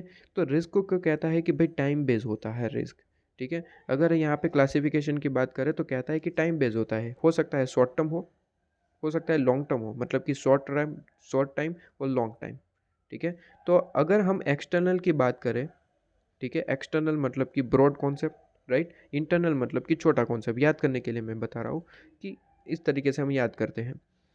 तो अगर एक्सटर्नल की बात करें और शॉर्ट टाइम में कैसा रिस्क हो सकता है, तो सर रिस्क हो सकता है शॉर्ट टाइम में अगर आपने इंटरप्रिटेशन ही गलत कर दिया, एरर इन इंटरप्रिटेशन। इसे हाईलाइट कर लेंगे जो मैंने हाईलाइट किया है, ये इंपॉर्टेंट पॉइंट ही हाईलाइट कर दिए। अगर ये आप रिवीजन के टाइम इतना ही आप हाईलाइटेड वर्ड पढ़ लेंगे इस टेबल में से, तो आपका हो गया काम, ठीक है? इतना ही वर्ड लिखने की ज़रूरत होती है।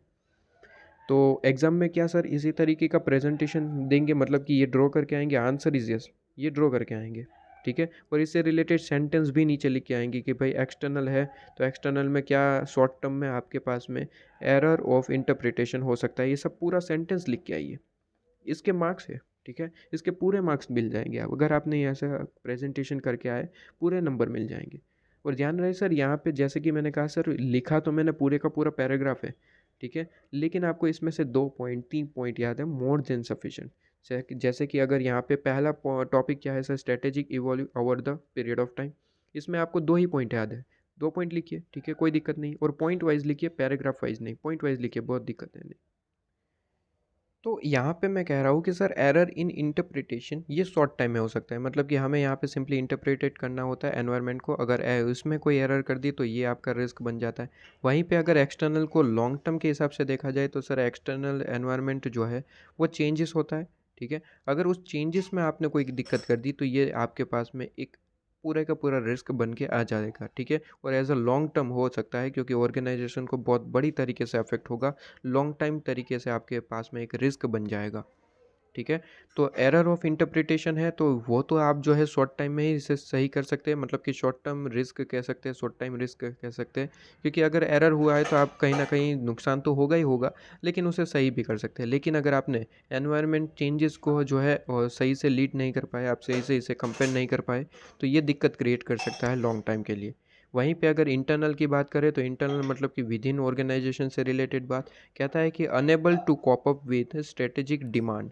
अगर हमारे पास में जो हमारी डिमांड रहती है, अगर उससे हमें रिलेटेड कॉप अप ही नहीं कर पाए, तो सीधी सी बात है अपने ऑर्गेनाइजेशन का जो कैपेसिटी है वो मेंटेन नहीं होगा। इवन आप अपना जो डिसाइडेड प्रॉफिट है वो भी नहीं कमा पाएंगे। तो डिमांड से कॉप अप करना ये तो वेरी इंपॉर्टेंट पार्ट। और लॉन्ग टाइम की यहीं पे बात करें तो इनकन्सिस्टेंसी अगर आप दिखा रहे हैं, किसमें sir, on account of changes in internal capacity and जो आपके पास में प्रेफरेंसेस है, कहता है कि आपकी कैपेसिटी में ही इनकन्सिस्टेंसी दिखा रहे हैं। मतलब कि कैपेसिटी आपकी ज़्यादा है लेकिन आपको पता ही नहीं चल पा रहा है कि एग्जैक्टली हमारी कैपेसिटी कितनी है। फॉर एग्जांपल 4000 यूनिट आपके बनाने की कैपेसिटी है, लेकिन पता ही नहीं है हम 3000 बना रहे हैं। ठीक है, तो कैपेसिटी में कहीं ना कहीं इनकन्सिस्टेंसी है। और स्ट्रेटेजी उस तरीके से डेवलप हो रही है, जो इनकन्सिस्टेंसी हमारी इन्फॉर्मेशन है उस तरीके से ही स्ट्रेटेजी, मतलब कि स्ट्रेटेजी भी इनकन्सिस्टेंट बन रही है। तो ये कहीं ना कहीं एक लॉन्ग टाइम रिस्क आपके पास में बन सकता है। ठीक है, तो बिल्कुल इसी तरीके का आप यहाँ पे क्या करेंगे, एग्ज़ाम में इस तरीके का डायग्राम ड्रॉ करके आएंगे। इसे सेंटेंस में भी आप लिख के रखिए। ठीक है, इसके बाद यहाँ पे जो मैंने ऑलरेडी आपको एक्सप्लेन कर रखा है वो यहाँ पे एक जो पे आपको दे रखा है फोटो में, कहता है एक्सटर्नल एनवायरनमेंट तो हो सकता है कस्टमर एनालिसिस है, कम्पिटिटिव एनालिसिस है, मार्केट एनालिसिस, एनवायरमेंटल एनालिसिस। और जो मैंने एग्जांपल दिए वही है आपके पास में। मार्केट कहता है कि सर साइज़ ग्रोथ, ठीक है, मार्केट में क्या चेंजेस है हमारे लिए एक तरीके का एक्सटर्नल पार्ट है। ठीक है, हमारे कॉम्पिटिटर वगैरह। ठीक है, कस्टमर को क्या चाहिए नहीं चाहिए, उनकी कब यहाँ पे पसंद बदल जाए, वो एक्सटर्नल पार्ट है। और इंटरनल मतलब कि विद इन ऑर्गेनाइजेशन कहता है कि परफॉर्मेंस एनालिसिस और डिटर्मिनेंट एनालिसिस। परफॉर्मेंस मतलब कि आपकी एग्जैक्टली परफॉर्मेंस किस तरीके से, और हम परफॉर्मेंस करते क्या है सर एज अ ऑर्गेनाइजेशन, कहता है सेल, कंज्यूमर है, सेटिस्फेक्शन है, प्रोडक्ट है। ये सारी वही जो चीज़ें हैं कि जो ऑर्गेनाइजेशन मेनली परफॉर्म करता है। ठीक है, और डिटर्मिनेंट में क्या आएगा सर, डिटर्मिनेंट में वही स्ट्रेटेजी वगैरह। ठीक है, तो कहता है कि पास्ट एंड करंट स्ट्रेटेजी जो आपने ले रखी थी, पास्ट स्ट्रेटेजी जो आपने ले रखी थी वो हो सकता है कि उसकी करंट में इफेक्ट निकल के आ जाए।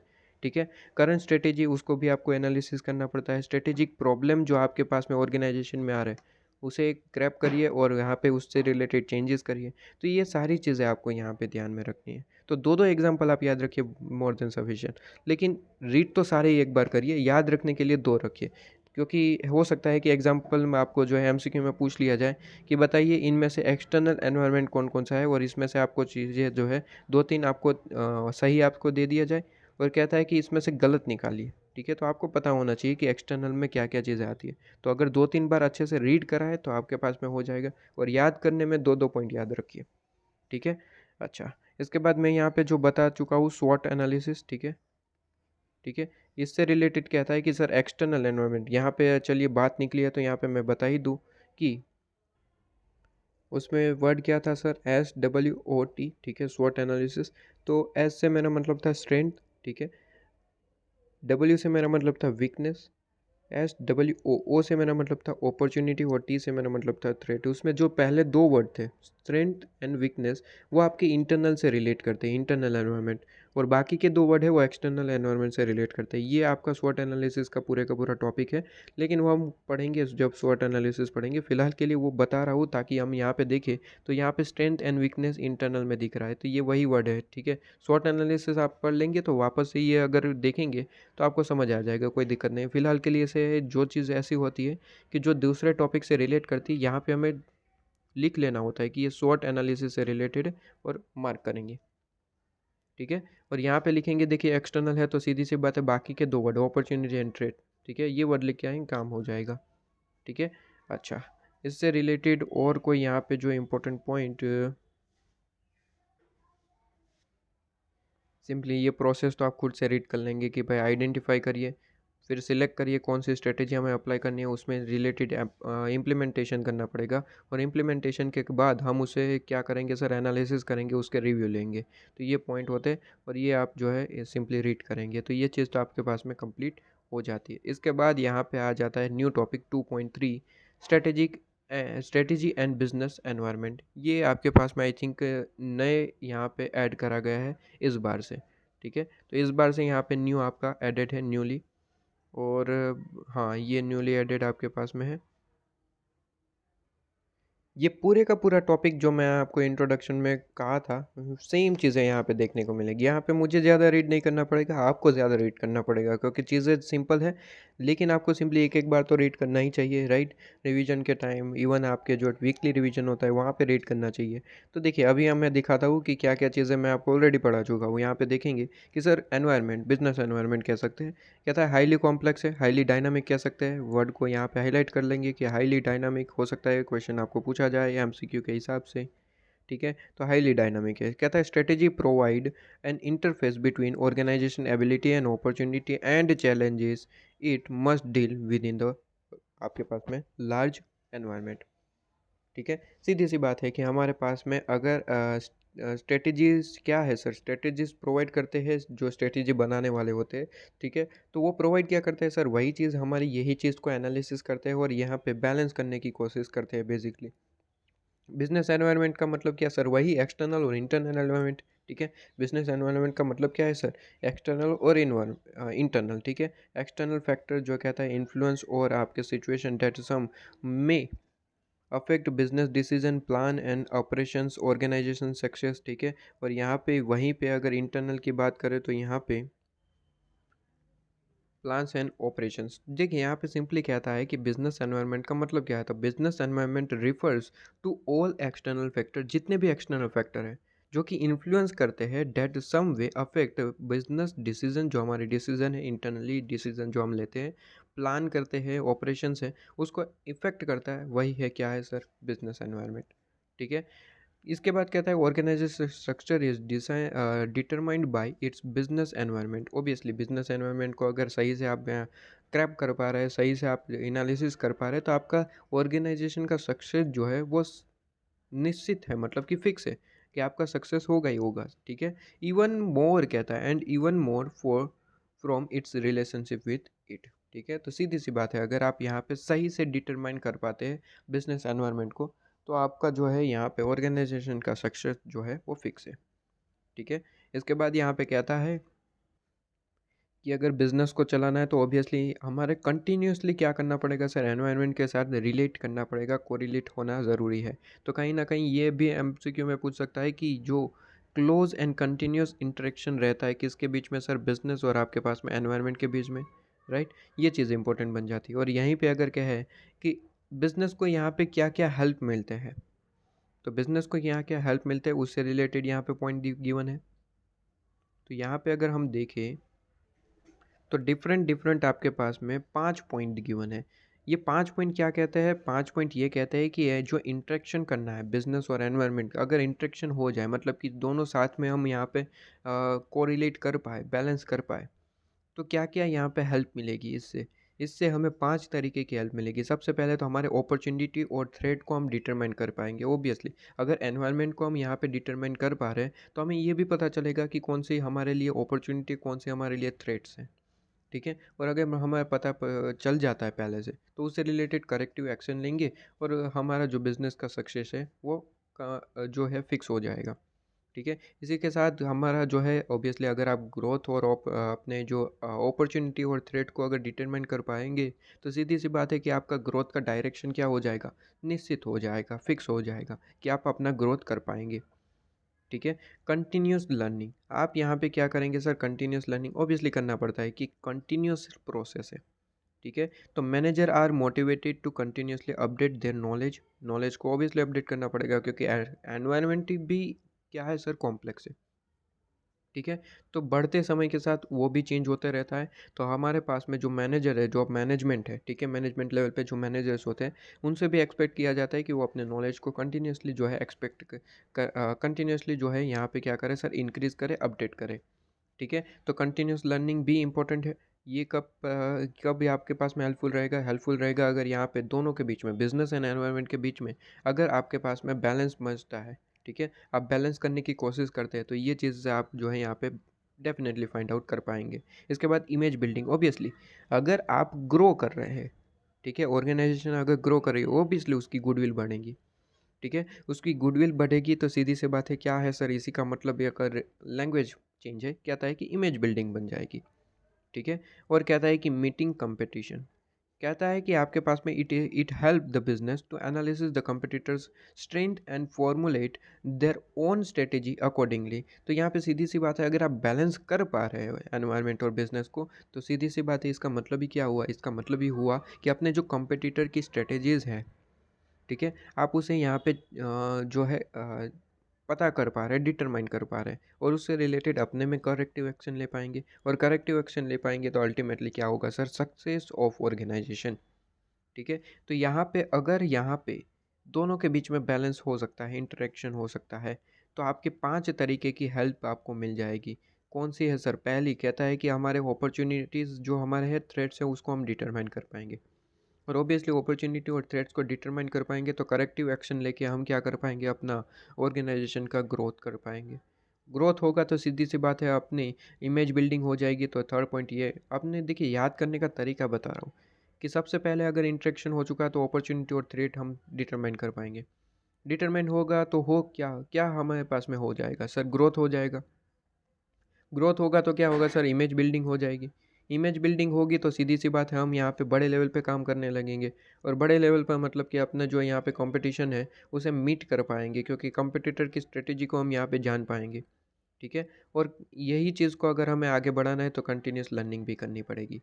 तो फिर से एक बार बता रहा हूँ, इसी सेंटेंस में आप याद करने का तरीका बता रहा हूँ कि अगर यहाँ पे जो है अगर कोर इंटरेक्शन हो गया बिजनेस और एनवायरनमेंट के, तो क्या हेल्प करेगा सर, हेल्प करेगा कि हम यहाँ पे अपनी अपॉर्चुनिटी और ट्रेड को यहाँ पे डिटरमाइन कर पाएंगे, और अगर डिटरमाइन कर पा रहे हैं तो आपका क्या होगा सर, ऑर्गेनाइजेशन का ग्रोथ हो जाएगा। सर ग्रोथ हो गया तो सीधी सी बात है, इसी का क्या मतलब है, इसी का मतलब है कि हमारी इमेज बिल्डिंग हो रही है, और इमेज बिल्डिंग हो रही है तो सीधी सी बात है हम बड़े लेवल पे काम करने लगे हैं, हम हमारे कंपटीशन को मीट कर पाएंगे, कॉम्पिटिटर की स्ट्रेटेजी को जान पाएंगे, ठीक है। और यही अगर आपको कंटिन्यूसली चलाते रहना है, मतलब कि ग्रोथ करते रहना है, डायरेक्शन लेते रहना है, तो क्या करना पड़ेगा, कंटिन्यूस लर्निंग करनी पड़ेगी, नॉलेज इकट्ठा करना पड़ेगा, अपडेट करना पड़ेगा, ठीक है। तो ये आपके 5 पॉइंट है, 5 पॉइंट एज इट इज़ यहाँ पे याद रखें। अंदर की इन्फॉर्मेशन को एक बार रीड करिए, अपनी लैंग्वेज में लिख के आइए, ठीक है। ओके जी, इसके बाद यहाँ पे simply strategic decision are significant aspect of the business management and are essential for success and continuous existence. मैं अभी अभी बता चुका हूँ कि अगर आपको सक्सेस लेना है तो सीधी सी बात है स्ट्रेटेजिक डिसीजन, मतलब कि स्ट्रेटेजिक डिसीजन कौन सा सर, सीधी सी बात है कि ऐसे तरीके के स्ट्रेटेजिक डिसीजन लीजिए जो बैलेंस कर पाए आपके बिजनेस और एनवायरनमेंट को, ठीक है। कहता है टू क्रूशियल एस्पेक्ट है for the success include are functions of top management and method of formulating strategic decision. ये दो ऐसे पॉइंट है जो मेनली डिपेंड करते हैं आपकी सक्सेस पे, आपकी मतलब कि ऑर्गेनाइजेशन की।